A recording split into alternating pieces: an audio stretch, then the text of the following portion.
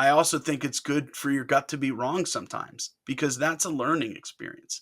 You may learn that maybe you were a bit emotionally biased, or maybe you misread the situation because you didn't get out of your head and there were some internal narratives that just weren't true. It's very interesting how much you can create a reality inside your head that just isn't true.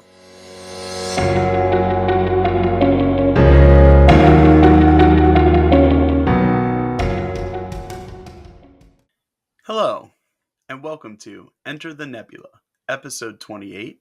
My name's Mike Ergo. This week, we're going to talk about trusting your gut. This is a little bit interesting for me because I think you can take this in multiple directions. And I was reflecting on how I wanted to talk about this. And I think for me, my gut has been a great asset. It's not always right, and that's okay, but it's been a great asset for me throughout my life. And it's something that I think you can grow or cultivate like a muscle. And I think it's also something that can be weakened if you don't address it and cultivate it. So, what does that mean and how do you do that? That's what I want to talk about today. And I've boiled it down into essentially three questions that I ask myself internally when I feel like I have a gut feeling and I'm wondering whether or not I need to act on it. And sometimes these gut feelings happen and you have lots of time to act, and sometimes you don't. A kind of silly example, but I think one that may resonate with many people is my wife and I purchased a new house, the house that we're in now, in 2018. And we looked at so many houses. I can't even tell you how many houses we looked at. And there were a few where we walked inside the house. Nothing was aesthetically wrong, but we just got this feeling that there was something wrong. And it wasn't the right house for us. And it was interesting because most of those times that happened, it happened together and we both felt it and then we left. And I think that's something that happens both in work and in life. You get these feelings and you got to wonder, what do you do with them? Because I think there's something to them. In fact, I would say I know there's something to them. So, how do you cultivate it? Well, let's cover those three questions. So, when I'm getting a feeling about something, the first thing that I'm asking myself is, am I being rooted in reality? Or is this feeling influenced by some kind of bias, whether it's an overly optimistic bias where I'm hoping something happens, like maybe we're all going to get raises, or maybe the Orioles are going to win. Uh, is that a gut feeling, or is that just me being optimistic?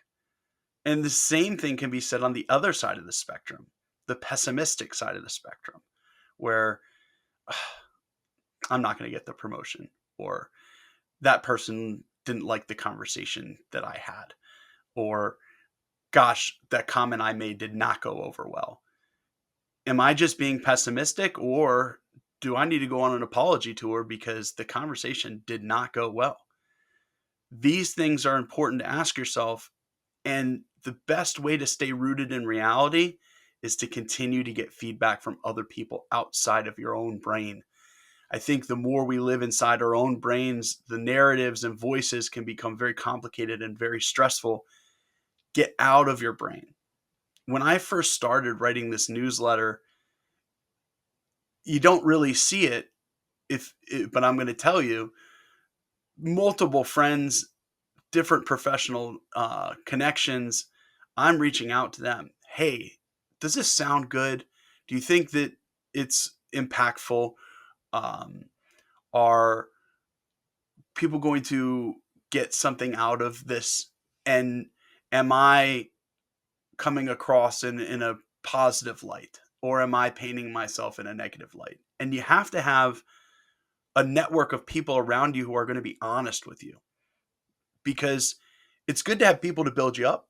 It's always good to have a tire pump, but it's really good to keep people around you that will keep you rooted in reality. So that's the first thing. The first step, make sure you're rooted in reality. And you can't do that on your own. You have to make sure you're qualifying that with your network.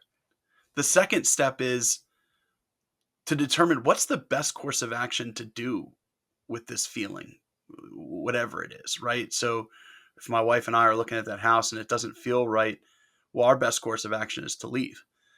There's no sense wasting anyone's time walking through a house if we're immediately not interested in it, right? Um, and it runs seamlessly into the third step, which is really weighing the pros and cons of the actions that you're taking and any potential ramifications or downstream impacts to the decision that you're making based on this gut feeling.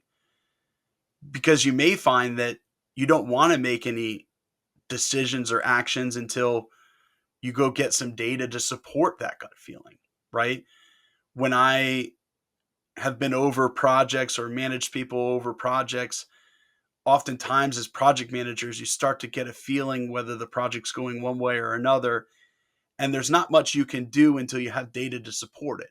And I think as we continue to move forward in our lives and work on trusting our gut, the more you can take that feeling in and get some data, if time is there to support it, the more you're going to find that your gut is accurate. I also think it's good for your gut to be wrong sometimes, because that's a learning experience. You may learn that maybe you were a bit emotionally biased, or maybe you misread the situation because you didn't get out of your head and there were some internal narratives that just weren't true. It's very interesting how much you can create a reality inside your head that just isn't true. And the more that we can get outside of our head and be in reality, the more that that gut feeling is going to be accurate and help you avoid situations, but also help you pick new adventures or new opportunities. My dad always told me that things that are meant to be are usually not hard to make happen. And I don't mean not hard work. Example I would give you is we were very interested in a house, going back to house hunting. We were very interested in a house.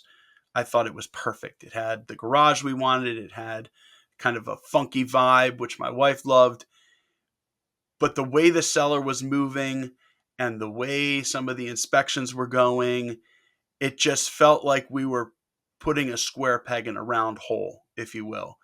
And it just didn't work out to be the right house. And it turned out that the people who bought it, they ended up having to redo some of the foundation, and there was a bunch of problems that just hadn't come up.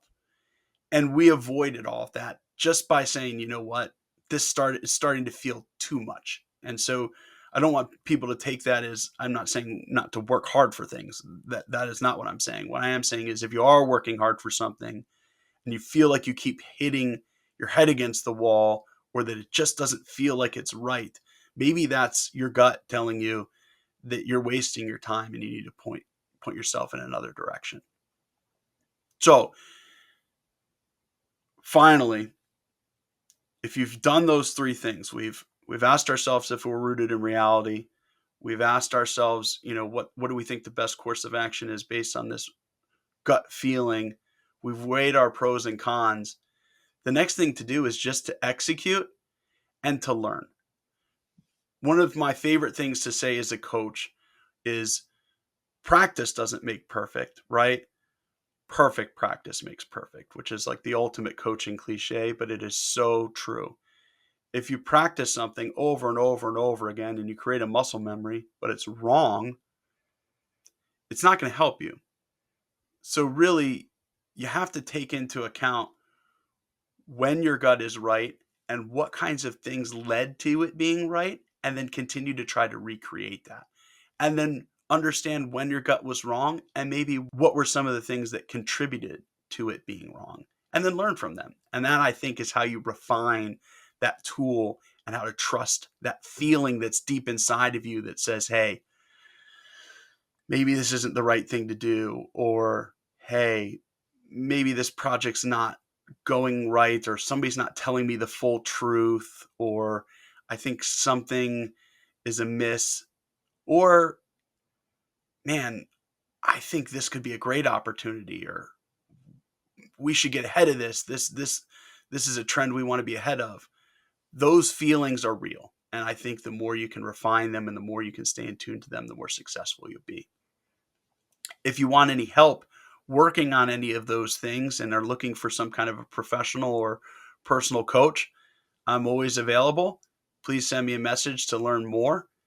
As always, you can read the full article at my website, intellectualnebula.com. I really appreciate, again, all of the comments and feedback that I have been getting. It does help me stay on track and make sure that the content I'm putting out is helpful for those who are watching. Please continue to like, share, subscribe on all platforms. I hope you have a great rest of your week, and I'll see you next time.